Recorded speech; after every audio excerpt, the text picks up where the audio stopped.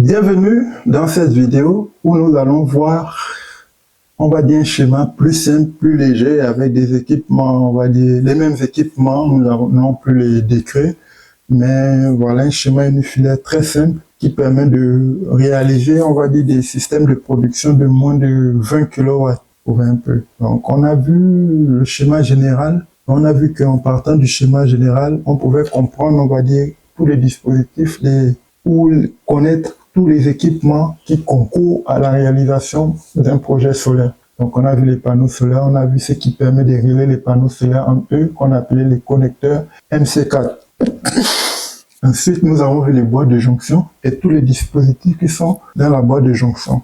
Les sectionneurs, les portes-fusées et les parafoudres.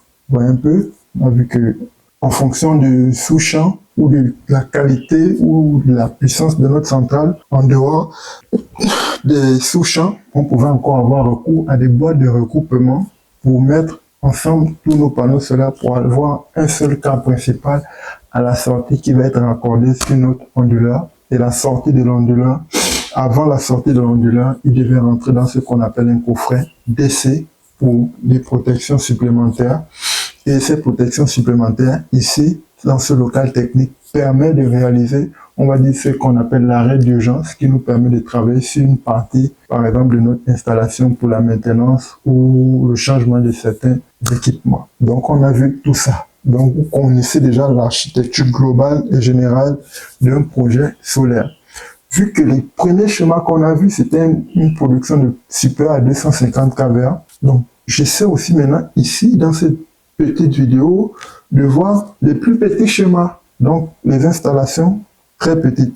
Donc là, vous avez la maison individuelle, vous avez là le soleil qui tape les panneaux solaires. Et là, par exemple, le point là, c'est la représentation ici du connecteur MC4. Vous voyez un peu. Donc ça a deux représentations. On avait vu celui-là. Vous voyez un peu.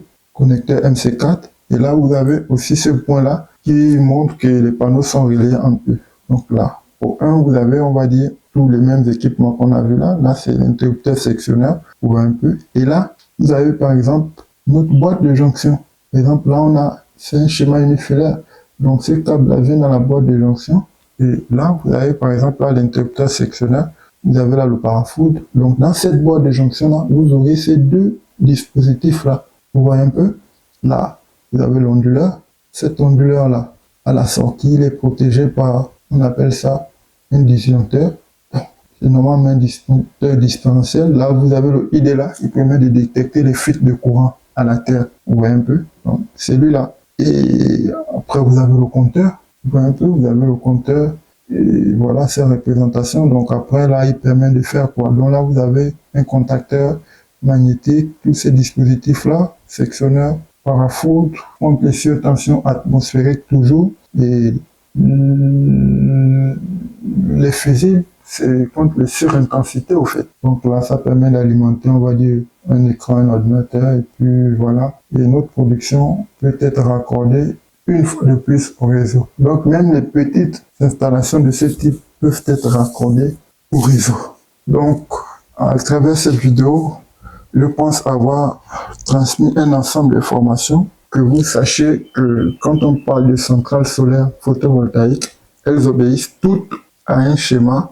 Nous avons vu ces schémas-là. C'est ce qu'on appelle les schémas unifilaires de manière générale. Donc là, vous avez le schéma unifilaire avec les dispositifs pour une petite production de résidentiel de inférieur à 20 kW.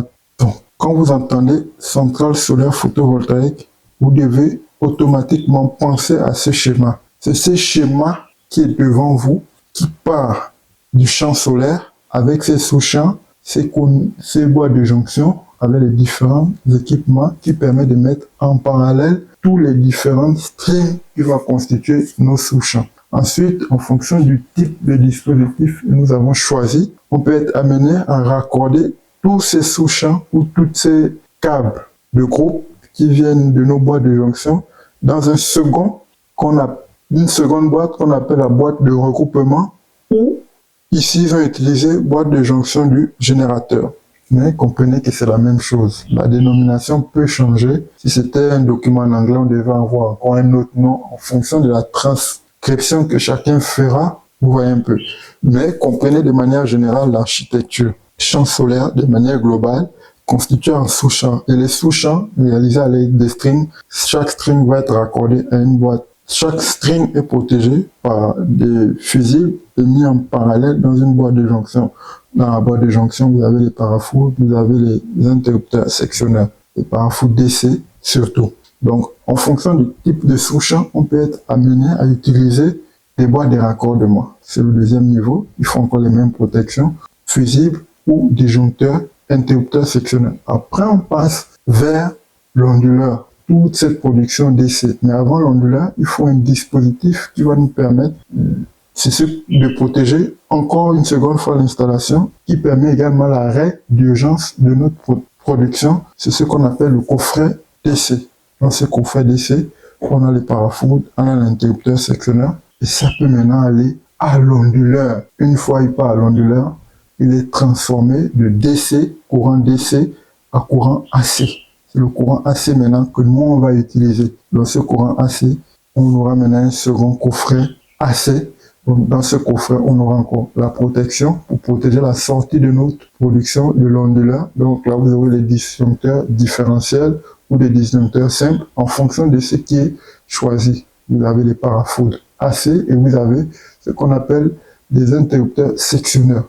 Maintenant, le reste de la production, c'est acheminer sur les transformateurs ou ceux qui vont réaliser ce qu'on appelle le raccordement au réseau. Donc, quand on parle des raccordements au réseau, il y a le raccordement pour les petites productions de ce type, donc inférieures à 36 kVA, et pour les grandes productions supérieures à 36 kVA. Donc, 36 kVA limité à 250 kVA. Donc là, ici, là, quand on parle du réseau de distribution, c'est ce qu'on voit dans les rues, des différentes ruelles dans nos quartiers. Ce sont ce qu'on appelle des transformateurs, même pas n'importe quel transformateur, des transformateurs dits bidirectionnels. Ils peuvent recevoir le courant comme ils peuvent donner le courant en basse tension. Vous voyez un peu. Donc, c'est toutes ces choses-là qu'il faut connaître quand on parle d'énergie solaire. Donc, à travers ces vidéos, j'espère avoir fait œuvre utile et avoir partagé un ensemble d'informations à tous ces jeunes qui sont passionnés par le solaire. Donc, quand vous êtes encore sur les bancs de l'école, si vous connaissez tout ça, à la sortie de l'école, vous n'allez pas galérer. C'est pour ça que j'ai mis ma formation en place. Ceux qui veulent se former et réaliser des productions d'énergie solaire comme un pro, comme un expert, n'hésitez pas à m'écrire. Je vous remercie et nous verrons une vidéo de conclusion tout à l'heure dans laquelle on verra un peu l'ensemble des choses que nous allons voir pour la suite de notre formation. Merci.